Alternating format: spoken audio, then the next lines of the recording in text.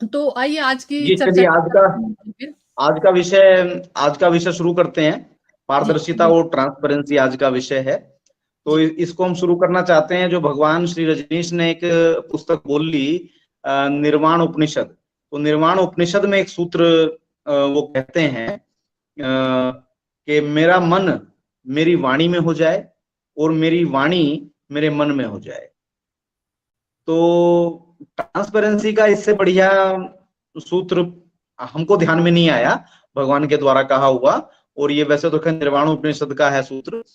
तो इसमें ये कहते हैं कि जो हम बोलते हैं वो हम सोचते हो, और जो हम सोचते हो वही हम बोलते हो। तो ट्रांसपेरेंसी हो गई। लेकिन अगर ऐसा नहीं है, अगर लोग उतने ईमानदार नहीं है कि मन में जो हो वही बोल रहे हैं और जो बोलते हैं वही उनके मन में चले, तो फिर बहुत सारे उपाय करने की जरूरत पड़ेगी। तो उसी के सिलसिले में पूरा आज का एपिसोड ये है ही है। तो इसलिए भगवान को याद करते हुए हमने कहा पहले ये सूत्र इसमें पढ़ा जाए। तो इसके आगे हम ये कहना चाहते हैं कि जब ट्रांसपेरेंसी का हम लोग शब्द बोलते हैं, पारदर्शिता का, तो एकदम से ख्याल आता है केवल धन। और जो पिछली बार भी हम लोगों का प्रोग्राम था, पिछला एपिसोड, उसमें भी हम लोग जो दान की बात कर रहे थे, तो दान से लोग सामान्यतः समझते हैं केवल धन, जबकि धन केवल दान नहीं है। वो भगवान की बात पिछले में हम लोग कर चुके कि सभी कुछ दान है। जो गीत गाता है, जो नृत्य करता है, जो अपना कोई भी कला का कोई भी दान है, बहुत तरह का दान है। ठीक है। एक बहुत ही निर्वाण उपनिषद की ये ओपनिंग लाइन है कि हे मन मेरी वाणी में स्थित हो जाओ, रे वाणी मेरी मन में। एक्चुअली ये बहुत ही सूक्ष्म जो जगत की बात है, या जिसे इस भी तरीके से ले सकते हैं कि इतनी सूक्ष्म बात है कि जिस व्यक्ति की ध्यान में प्रगति हो जाएगी उसके मन में विचार आएंगे नहीं, और आएंगे नहीं तो वो बात क्या करेगा। और तो ये इतनी सूक्ष्म बात है, लेकिन ये बिल्कुल ट्रांसपेरेंसी को, मतलब उस व्यक्ति की मनोदशा क्या होगी जो आध्यात्मिक मार्ग पे है, वो अगर जांचना परखना है तो उसकी वाणी को भी देखना पड़ेगा। तो बहुत सुंदर जी ये मतलब निर्वाण उपनिषद की इस लाइन पे तो मैं जब मैंने खोला तो इसके ऊपर मैं हफ्ता भर यही इसी लाइन पे रुक गई थी। बहुत सुंदर वचन है जी। स्वामी जी आप जी। कृपया तो कहिए। तो हम ये कह रहे थे कि अभी केवल मतलब धन का मामला ही पारदर्शिता में नहीं आता है।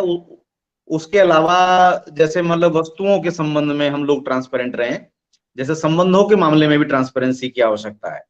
नहीं तो लोग बड़ा छुपा छुपा के संबंधों को जी रहे होते हैं। तो भगवान श्री रजनीश के यहाँ के भी अगर संबंधों को आप छुपा के जिएंगे, तो फिर कहां पर आप सच्चे हो पाएंगे, ट्रांसपेरेंट हो पाएंगे। और एक चीज और हमारे जहन में आई इसमें देखते हुए कि जैसे डॉक्यूमेंट्स होते हैं, हमारे कागज पत्तर जो होते हैं, उसमें भी लोग कुछ का कुछ बताते हैं और होते वो कुछ हैं।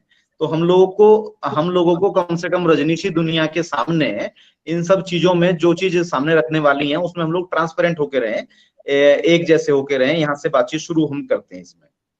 और बिल्कुल। अब इसका बेस, अपनी जो बात आगे बढ़ाने के लिए हम कहते हैं कि जैसे पूरी धरती पे जो भी विचारधाराएं हैं, वो एक ऐसे समय में पनपी हैं जब ये ट्रांसपेरेंसी जैसा इशू ही नहीं था, क्योंकि लोग वैसे ही हुआ करते थे कि वो ट्रांसपेरेंट ही थे। यानी कि कोई भी व्यक्ति झूठ बोलने से पहले 100 बार नहीं, वो केवल एक बार सोचता था। एक बार वो झूठ नहीं बोलता था कोई आदमी, लगभग ऐसी दुनिया थी। और जो लोग झूठ बोलते थे वो फिर सब उसको पहचान भी जाते थे बहुत जल्दी से, क्योंकि वो एकदम स्पष्ट ही चीजें होती थी। तो वो दुनिया बिल्कुल। एक अलग दुनिया थी। लेकिन अभी जो दुनिया आ गई है, इसमें इतना सब कुछ शामिल हो गया है। तो अब सबसे पुरानी जो व्यवस्था है वो वैदिक संस्कृति है। तो ये एक बहुत सुंदर बात यहाँ पे स्वामी जी ने कहा कि जैसे ट्रांसपेरेंसी हम बोलते हैं तो हमारे मन में तुरंत आ जाता है कि धन को लेके ट्रांसपेरेंसी। लेकिन क्या ट्रांसपेरेंसी सिर्फ धन को लेके ही हो सकती है क्या? जी नहीं, ट्रांसपेरेंसी कार्यवाहिता को लेके हो सकती है। आपने आज बोला क्या और किया क्या, मतलब आपका आचार और विचार क्या दोनों में समानता है क्या, इसकी ट्रांसपेरेंसी है क्या? तो ट्रांसपेरेंसी के काफी सारे पहलू हो सकते हैं। ये बात एकदम सही कही आपने स्वामी जी।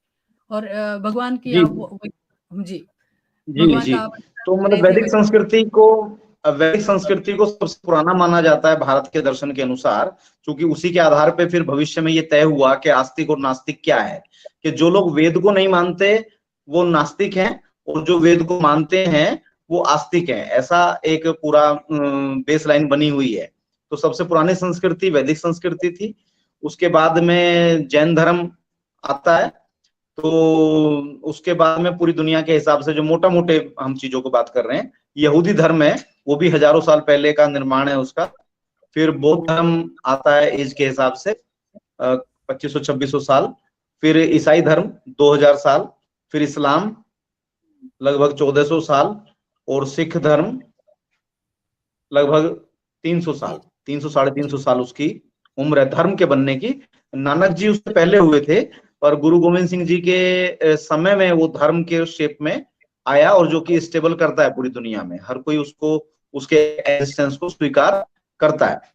तो ये सब ऐसे समय में चीजें पैदा हुई जब दुनिया बंद बंद सी थी। बंद बंद का मतलब कि आपस में दुनिया का कम्युनिकेशन ही नहीं था, उतने बड़े हमारे पास यातायात के या संचार के साधन ही नहीं थे। तो चीजें दुनिया सारी अपने अपने बॉक्स में बंद थी एक तरह से। तो वो अपने अपने अनुसार की वो बात करते थे, और बड़ी ही अलग तरह की वो दुनिया थी, ठहरी हुई सी दुनिया जिसको कहते हैं। तो उसके बाद क्या हुआ, जो लेटेस्ट जिस युग में हम जी रहे हैं, इसकी शुरुआत एक तरह से फ्रांस की क्रांति से होती है। जब वहां एक क्रांति हुई और बात आई कि भाई जनता का भी इसमें अधिकार है, और व्यवस्थाएं वहां से चेंज होनी शुरू हो गई। उसी कालखंड के आसपास औद्योगिक क्रांति भी हो रही थी पूरे यूरोप में। जी, लगता है स्वामी जी हमें जो बात बताना चाह रहे हैं वो इस तरीके की है कि हम यह जो ट्रांसपेरेंसी या पारदर्शिता का जो कंसेप्ट है वो कितना नया है। वैदिक संस्कृति का जो भाग लिया वहां पे आस्तिक मतलब थॉट प्रोसेस की एक बहुत फाइन डिमार्केशन था। और जो आगे आगे जो धर्म बनते गए वैदिक संस्कृति के बाद, उसमें भी लोग जो थे वो अपने शब्दों को, जैसे उनकी मन और वाणी का एक जो संतुलन था उसके साथ थी। लेकिन ये ट्रांसपेरेंसी या पारदर्शिता का जो कंसेप्ट है वो काफी नया है। इस तरीके से जहां जहां लोगों का संपर्क आया एक दूसरों के साथ, या लोगों का सहभाग आया, या लोगों के सहभाग के अधिकार की बात आई, वहां पे ट्रांसपेरेंसी की मांग उठी। यही आप कहना चाह रहे हैं समझ रहे? जी, आपकी बात कंटिन्यू करें। तो पूरे यूरोप में फ्रांस की क्रांति हुई, उससे एक नई चीज पैदा हुई, साथ ही साथ औद्योगिक क्रांति भी वहां से हो रही थी, और उसका प्रभाव पूरी दुनिया के ऊपर आया। और जिस कालखंड में हम लोग जीते हैं, आधुनिक काल, इसको लगभग वहीं से काउंट किया जाता है कि जब चीजों में बदलाव आना शुरू हुआ, कि यातायात के हमारे साधन बढ़े और संचार की भी हमारी व्यवस्थाएं बनना शुरू हुई, और व्यापार भी सभी बहुत मतलब फास्ट हुई चीजें एक तरह से। तो जब औद्योगिक क्रांति हुई तो उसी का बाई प्रोडक्ट कहिए या उसी की परिस्थितियों से जन्मी हुई एक चीज साम्यवाद। तो साम्यवाद पैदा हुआ, यानी कि कम्युनिज्म पैदा हुआ, कम्युनिस्ट सिस्टम आया। और कम्युनिस्ट सिस्टम को एनकाउंटर करने के लिए साथ ही साथ लोकतंत्र को भी इंट्रोड्यूस कर दिया गया पूरी दुनिया के बीच में। तो ये सब जो परिस्थितियां ऐसे चलती रहीं, उस लोकतंत्र के आने के बाद भगवान श्री रजनीश आए, और उन्होंने अपना एक पूरा सिस्टम हम लोगों के सामने रखा है, जिसको रजनीश धर्म के नाम से भी हम लोग इसको जानते हैं, कि वो भी एक प्रयास पहले किया गया था, और भविष्य में ये अपना एक शेप लेगा। और अगर भगवान रजनीश की बात देखी जाए तो भगवान रजनीश लोकतंत्र के पक्ष में नहीं थे, वो गुणतंत्र की बात करते थे। तो रजनीश धर्म, जैसे कि अभी बात हुई कि जैन धर्म, यहूदी धर्म, इस्लाम, बौद्ध, तो ये सब क्या थे, ये बंद दुनिया के धर्म है। तो ये अपने अपने क्षेत्र, अपने अपनी सीमित ज्ञान के आधार पे इसमें सब बातें हुई हैं। जैसे उदाहरण के लिए हम अगर कुरान की बात करें, तो कुरान के अंदर मात्र 3 फलों का जिक्र आता है, कि उसमें अंगूर का जिक्र है, अंजीर का जिक्र है, और खजूर का जिक्र है। तो उसके अलावा वहां पर जैसे दुनिया में सेव भी था, सेव यूरोप में पैदा होता था, लेकिन उसका जिक्र उसमें नहीं आया है, क्योंकि उनको मालूम ही नहीं था कि यूरोप में सेव भी पैदा होता है। नहीं तो बोल देते कुरान के अंदर, क्यों नहीं बोलते। या भारत में जैसे आम आम का फल है जो आजकल सीजन भी चल रहा है उसका, अभी तो खैर खत्म हो गया, तो आम का भी जिक्र उसमें नहीं है, क्योंकि उनको मालूम ही नहीं था कि भारत जैसी कोई जगह है और वहां आम कोई चीज पैदा होती है। ठीक है, बिल्कुल। तो उस तरह से दुनिया बंद बंद सी थी, तो सब लोग अपने अपने लोकल ज्ञान के आधार पे और जितनी उनकी अंडरस्टैंडिंग थी उसके अनुसार वो बहुत बड़े बड़े प्रज्ञा पुरुष थे अपने अपने काल के, जिन्होंने अपनी प्रज्ञा से अपने अपने ग्रंथों का और सिस्टम का निर्माण किया। और 19 जनवरी 1990 भगवान का शरीर पूरा हुआ। लेकिन उस समय तक भी दुनिया में जो ट्रांसपेरेंसी का इशू है, जिस आज हम लोग डिस्कशन कर रहे हैं, ये उतना ज्यादा सबके सामने नहीं आया हुआ था। उस समय भी दुनिया उतनी नहीं खुली थी जितनी के उसके बाद खुली है 1990 के बाद में। जैसे दुनिया खुलने के लिए इंटरनेट की बहुत बड़ी योगदान हुई है। जो हम लोग, आप ऑस्ट्रेलिया में बैठी हुई हैं, हम भारत में बैठे हुए हैं, और इस कार्यक्रम को ना जाने कौन कहाँ बैठ के सुन रहा होगा, दुनिया के किसी भी कोने में बैठ के इसको सुना जा सकता है। तो इसके पीछे जो एक ताकत है उसको इंटरनेट कहते हैं। कि भाई इंटरनेट की जो शुरुआत ही है वो 1990 में हुई।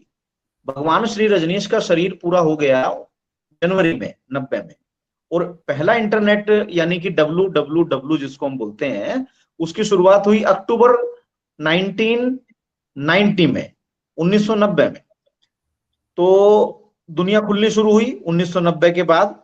और सूचना के अधिकार को यूएनओ में जो मीटिंग हुई उसके अंदर उसको रखा गया, उसको पास कराया गया, सभी देशों ने उस पर साइन किए। तो उसमें से भारत भी एक देश था जिसने उस पर साइन किया।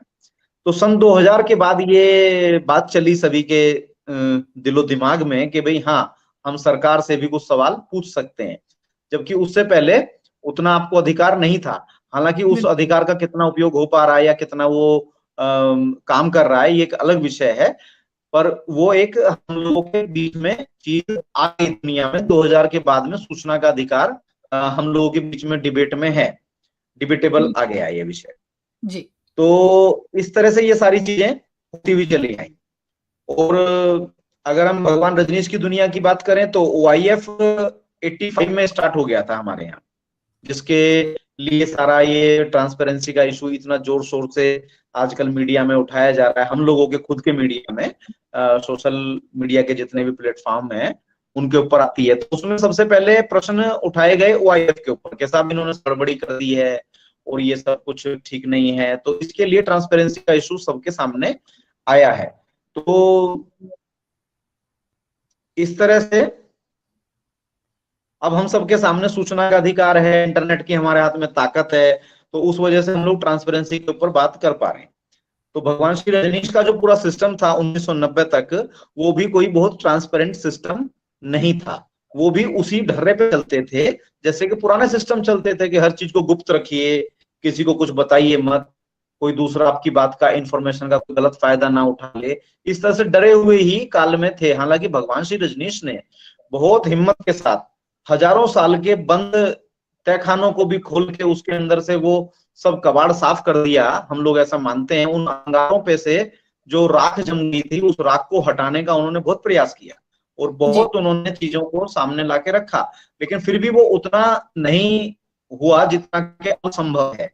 वो सूचना क्रांति की वजह से, या यूं कहें कि भगवान श्री रजनीश बेस बना रहे थे चूंकि, तो वो उतना ज्यादा अगर ट्रांसपेरेंट होते तो उनको बेस भी नहीं बनाने दिया जाता। तो OFF ने भी अपनी सीक्रेसी को मेंटेन रखा, यानी कि उन्होंने भी ट्रांसपेरेंसी की तरफ कदम नहीं बढ़ाया। और जो भी उनसे कोई कुछ पूछता था तो उसको कोर्ट केस का शब्द बोल के केस की वजह से इसको बताया, केस की वजह से ये नहीं किया। तो लगातार ऐसे ही बात करते हैं और पिछले 10 सालों तक बात करने के बाद अब पिछले 1.5 साल से वो सीन से लगभग गायब हैं, चूंकि उनकी चीजें सामने आई, क्योंकि OFF भी वही व्यवहार करता हुआ दिखा जो OIF करता है। तो ठीक उसी तरह से OFI यानी कि फ्रेंड्स इंटरनेशनल जो था, यानी कि स्वामी अतुल आनंद का था, उसका भी लगभग वही हाल है कि किसी को कुछ पता ही नहीं है कि क्या ये कैसे था, क्या अब इसका मूवमेंट है, क्या आगे होना है।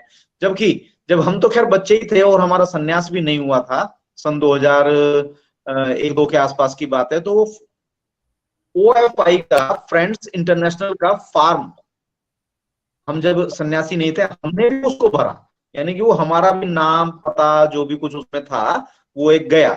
उसमें शायद कुछ छोटी सी एक बहुत नॉमिनल सी फीस भी शायद 10 रुपए या जो था, तो वो फॉर्म हमने भर के दिया। तो हम तो उसके खुद यानी कि मेंबर रहे, तो इसलिए हमको वो वहां से सब चीजें थोड़ी सी ज्ञान में संज्ञान में है। अच्छा। तो ऐसा।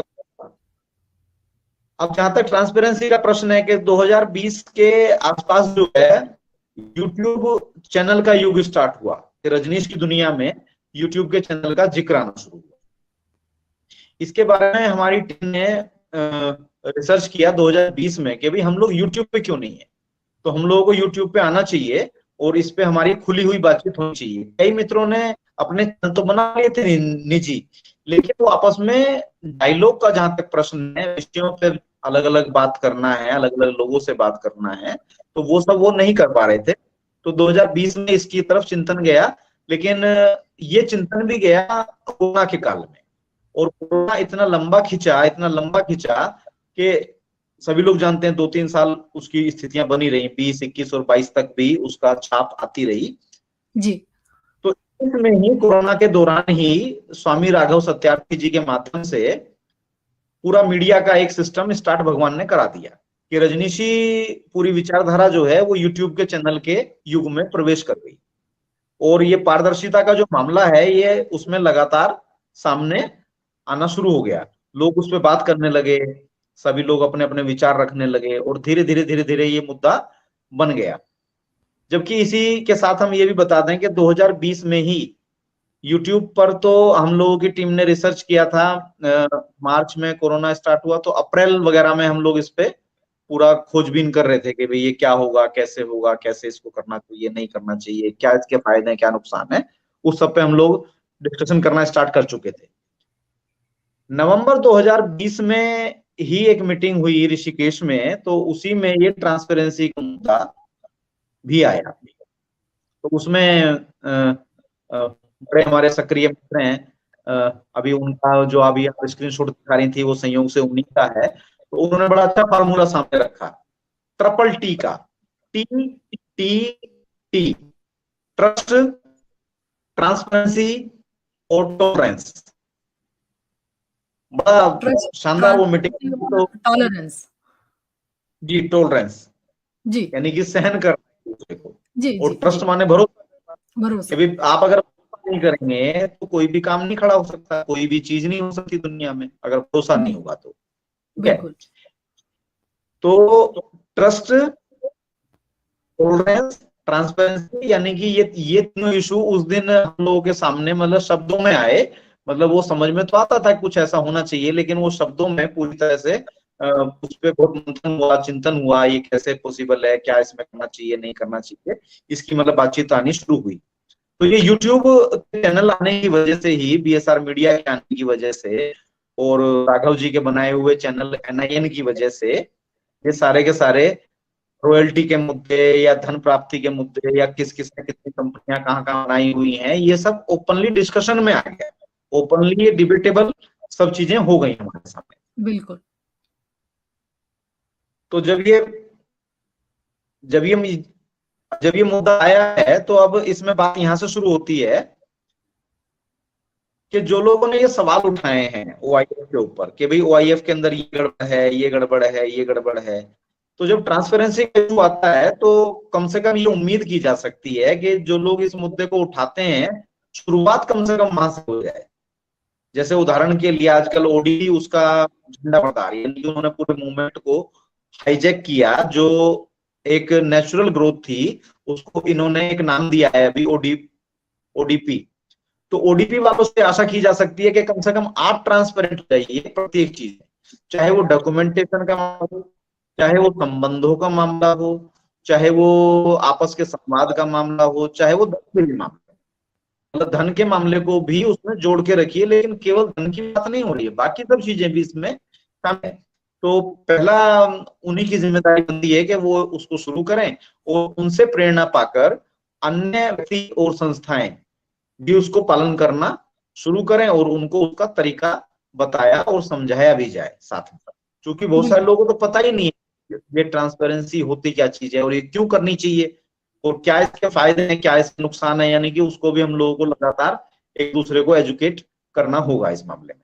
जय भगवान श्री रजनीश, जय भगवान श्री रजनीश, जय भगवान श्री रजनीश, जय भगवान श्री रजनीश, जय भगवान श्री रजनीश, जय भगवान।